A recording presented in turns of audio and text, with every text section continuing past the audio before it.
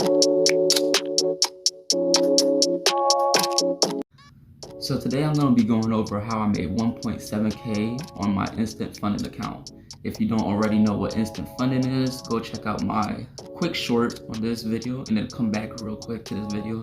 Alright, so before we do get into this breakdown, the annoying thing is I just got Social Traders tool so I can copy my instant funding account to my Met funding challenge, and it's not entering. So the first trade I placed, I guess slippage happened and I thought it was just a one-time thing, and it instantly like closed the trade for just a small tiny loss. So I just placed another trade again today, not too long ago, and it did the same thing. So I'm trying to wonder why, because my account, because my Met funding challenge right now is in a little drawdown, and that trade would have covered that drawdown. So as you can see right here, so I'm wondering what's going on with that. But all right, so as you can see, so far on the account is 1762 for the live instant funding account, and it was a trade I took with GU.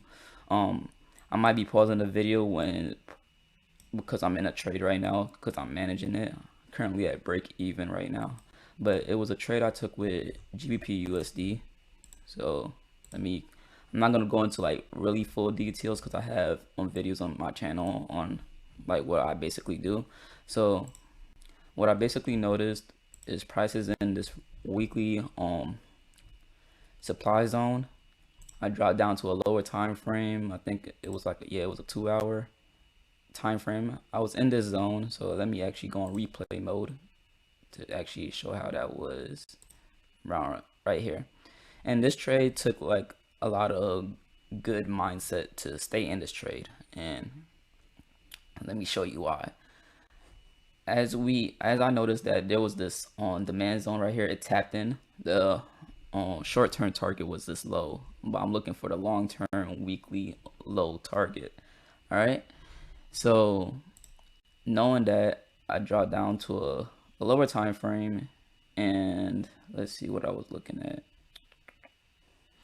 I was on this 2-hour. I think I was on a 3-minute. So from that, yeah. So it was a 1-hour zone I spotted it, and before it broke, I could still get into entries before it targets the low right here, because we're still inside that range from this high to this low, and price actually wicked above the zone, which means it's still valid for me. Then I hopped on my 3-minute time frame to look for entries, and I basically just followed the structure. And if you've been watching my videos, I basically look for a double breaker structure and enter based on the supply or demand zone, and based on the bias for that specific pair. So I got my double breaker structure. I spotted my my supply zone right here, and I entered it based on the low of the candle. So the low right here, I entered that. So price went down. Price almost stopped me out. It's really crazy. It almost stopped me out, but I wasn't worried even if it did stop me out. And I was basically waiting to break even. So as price was coming near my partials, which is this black line right here, I was like, all right, price made a few structural moves and is almost near to partials, and yeah, I broke even. And price started pulling up before hitting the partials. So mind you, I was in this trade for more than 2 hours. So during this whole 2 hours, I was just waiting patiently. So it pulled up. I even recorded some on Snap. Nah, the mindset with this trade was crazy. It's a still ongoing trade. Been in it for like 2 hours. When I entered right here, almost stopped me out. Been waiting to break even. Finally broke even. Almost got to my partials, and it's pulling up. So I'm just still waiting for it to hit my partials. Say I'm just waiting patiently for it price to hit this zone. You know, price was just playing, and then eventually it hit the zone.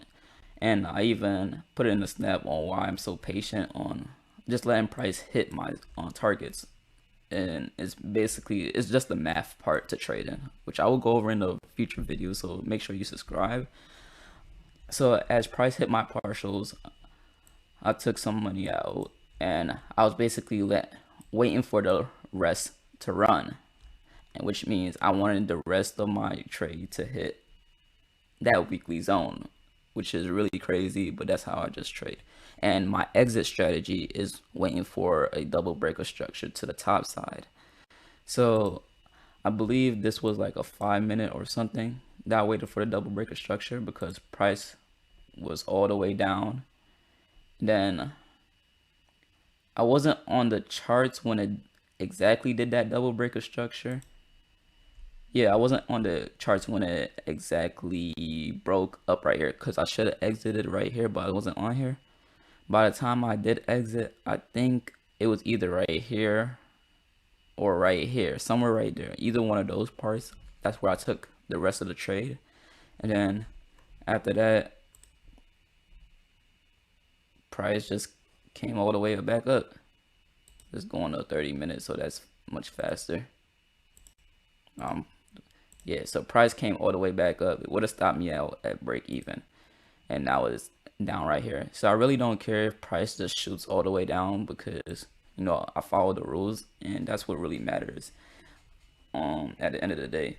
So that's my trade breakdown, how I made that 1.7k on that trade.